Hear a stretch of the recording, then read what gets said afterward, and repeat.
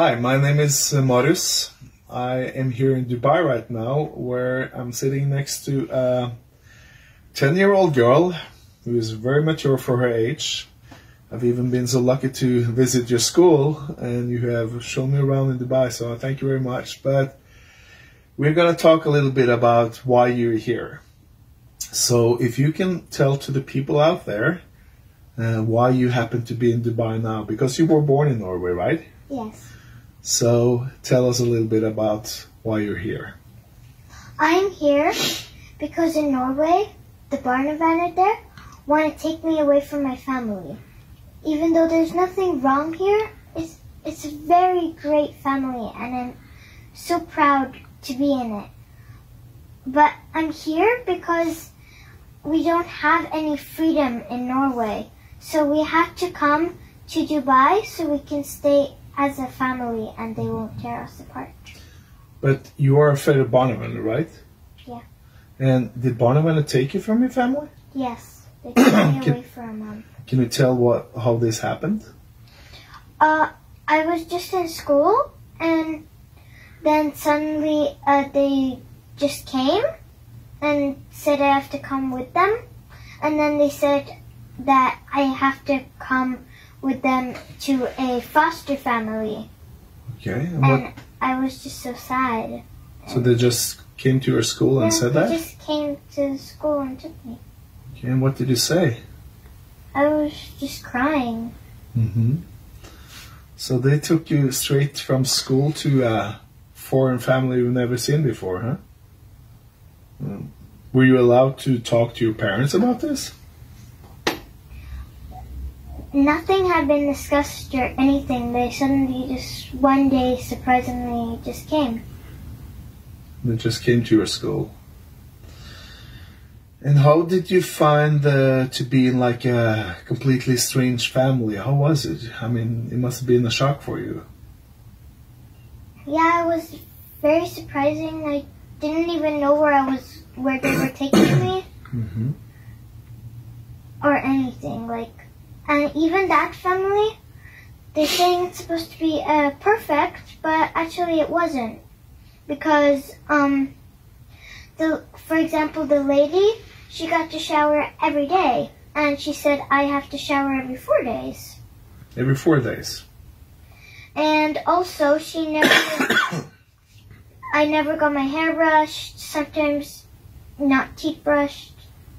It wasn't really a perfect family at all. Oh, and you miss your family, Yeah, a lot. Did you try to... Did you continue to go to school at the same school that you were going to? No, or? I didn't go to any school. You didn't go to any school? So they interrupted your school as well, not only your family, but your school, huh? Yeah.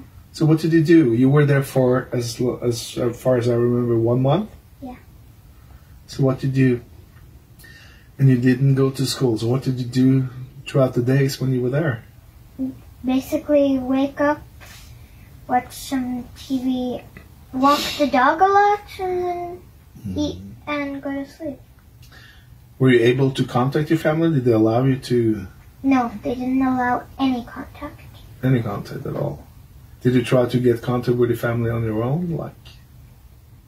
I would have, but they didn't let me, and I didn't have anything to do it with or anything. But then after a month, as far as I read in the papers, you were allowed to be reunited with your family, to go back to your family. Yeah. Well, can you tell us a little bit about that? Because that was just before Christmas in 2016, wasn't it? Well, they said suddenly that they decided that I could go back, and I was so happy I couldn't stop smiling. So that was exactly the day before Christmas Eve. Mm-hmm. So I came, and then my mom and my grandma was there. Okay. And we were just so happy to see each other. Oh, that's fantastic. And your grandmother is from Sweden, is she? No, Finland. From Finland, yeah, because you had grandparents both from Sweden and from Finland. That's right. But what did this experience do to you? I mean, you must have been like, after you got back to your family, you must have been really like How was the feeling about Barnevernet then? Were you like constantly afraid that they would come and get you again, or? Yeah, I was very afraid, like, what was going to happen next. Yeah. What about your classmates? Did they obviously missed you, I guess, since you were a very outgoing girl and you make easily friends. So you were probably a center of attention in your class, I would presume. So did you talk with your co-students about this in school? What happened when you returned? Did you met with your old friends? Yeah, I met with them and just started again suddenly, and many people asked where I was and stuff. So I told my friends a bit about the problem because they're friends, but it was very hard for me to suddenly just start like that again, like when I was taken away with no school. But then you have to tell us a little bit about going to Dubai, because you didn't go here voluntarily. Can you tell us a little bit how the trip was for you to come here? Because as far as I know, you came here in the beginning of 2017. So how was it for you to go from Norway, to leave your friends and to go to a country on the other side of the world? I was pretty scared, and I just wanted to go back to Norway when I was on the plane, but I knew that I had to go to Dubai because otherwise I won't be able to be with my family. So I still was okay on the flight, but another thing that I was worried about on the flight, if I would ever see my mom again, because she wasn't coming the same day. Well, she wasn't coming the same day.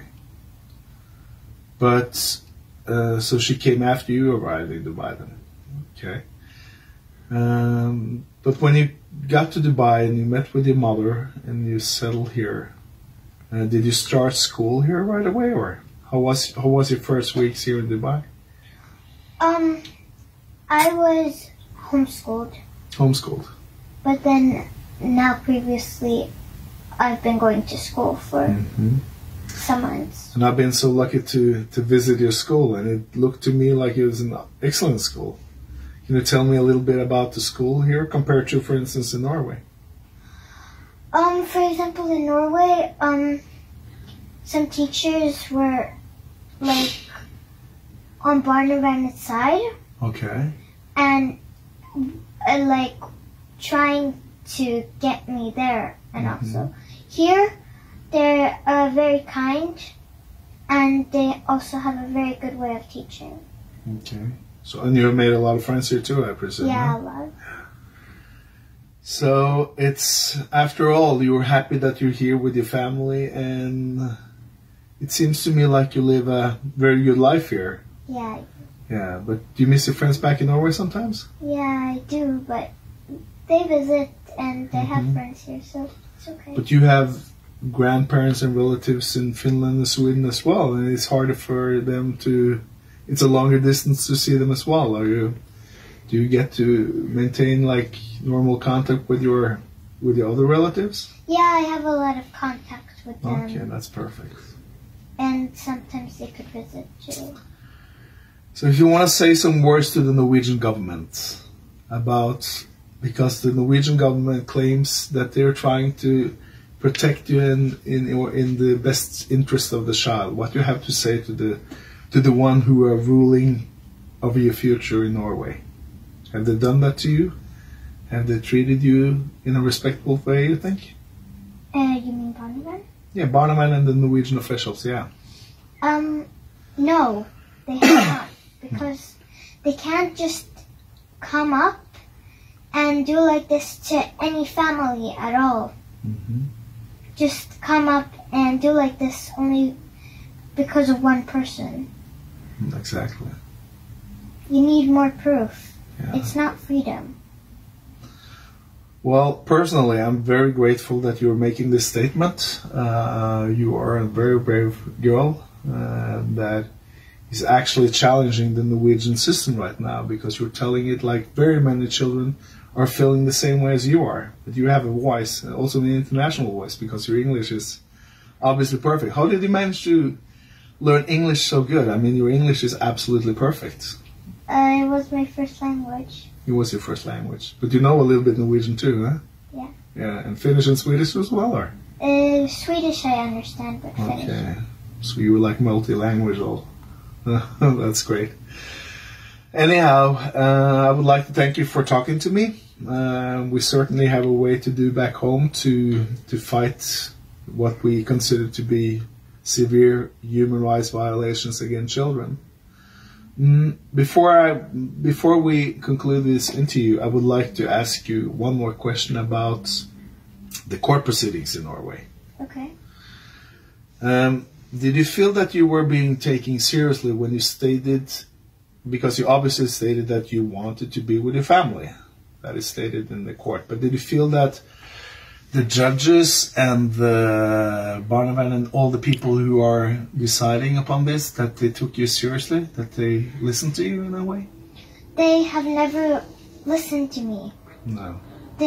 I tell them so many times, do you hear me now? I even said once, but they still haven't listened till this day. That's horrible. Because children have the right to be heard, you know that. And they have the right to be party to their cases, but they don't do that in Norway. They ignore the children's right to be heard. And they ignore the children's right to be party to their own case. And there are many, many children in Norway who are suffering. And they are separated from their parents. And most of the times, it's the children that are paying the price. But now, since you have an international voice, would you like to tell the children who are suffering in Norway something that can encourage them? Like, what should they do? They should speak up and stay brave, because maybe they can help their family be put together again. That's wonderful.